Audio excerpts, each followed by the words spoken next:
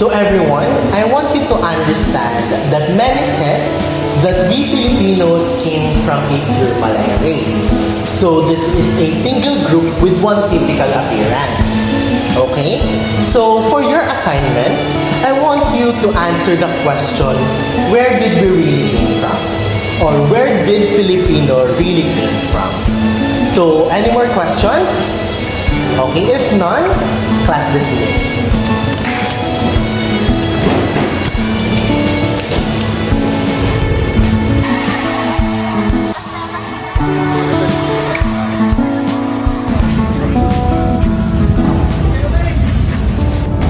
Simon, have you started your history assignment? I'm still confused about this theory, and it's kinda crazy to know how it says that people came here from different groups. I know, right? It makes all sound simple, but I'm really curious if it's actually how things happen. Like, is there pure origin for us? It feels like we're missing something.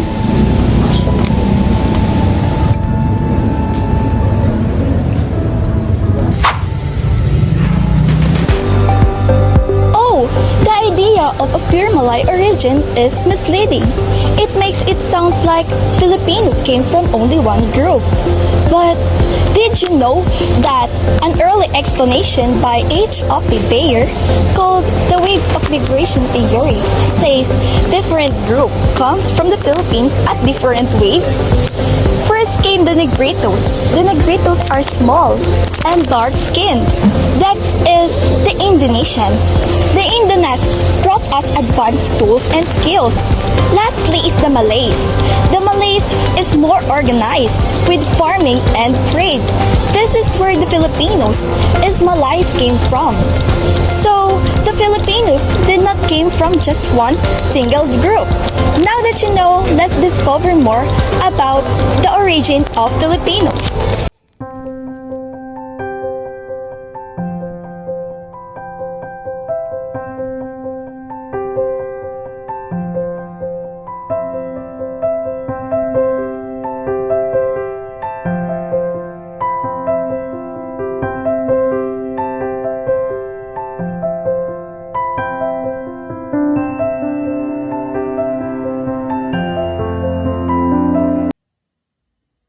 Why does my skin look darker than the others? And my features look different too. But we're all Filipino. So, why don't we all look the same? I thought we were all pure Malay.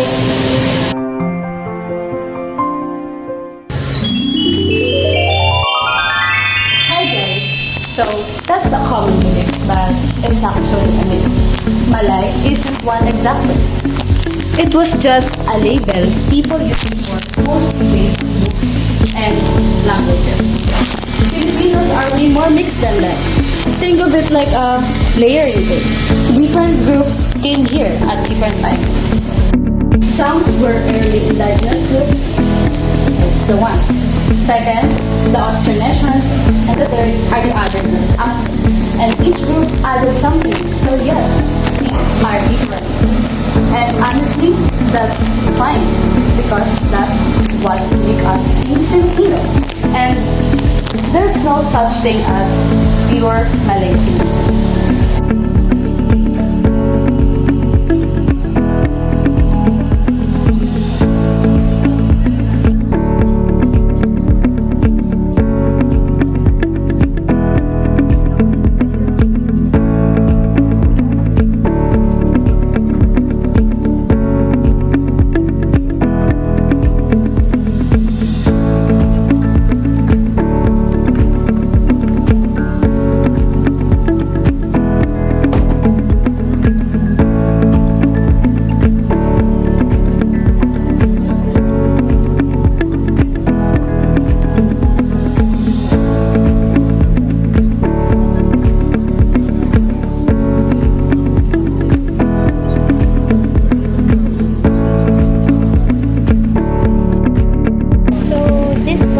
about the pure Malay identity, right? Yeah, but listen to this. One source says that the Malay identity was shaped and politicized in the 19th century.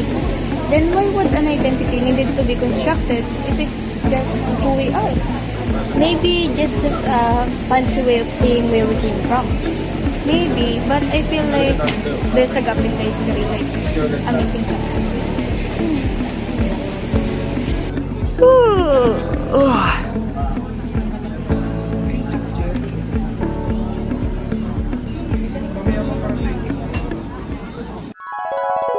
Hello! Why does everything feel different? Because now you're questioning it. The Malay identity was never meant to describe as biological origin. Then what is it?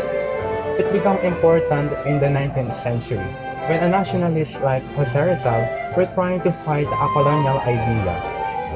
They used the term Malay to connect on a broader Southeast Asian, and it is a way to show the dignity, history, and the culture. So, it wasn't about where we came from? No, it wasn't about proving a pure race. It's about creating unity. So, everything we learned was simplified. Not wrong, but not complete. It was never about blood. It was about building a nation.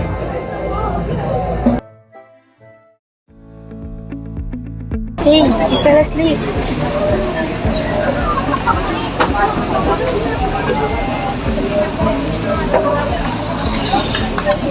Yeah, but I get it now.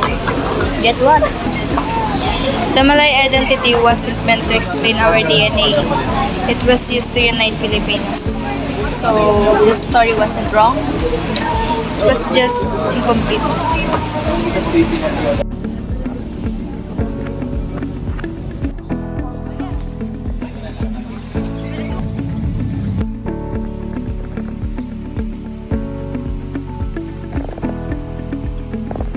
Hello everyone, so get ready with me while debunking the myth of a pure Malay Filipino identity. So you've probably seen this before. Stories about a powerful ancient kingdom, a single royal bloodline, a complete and perfect origin. They're dramatic, they're easy to follow, and they are designed to feel the truth. But they are not supported by historical evidence.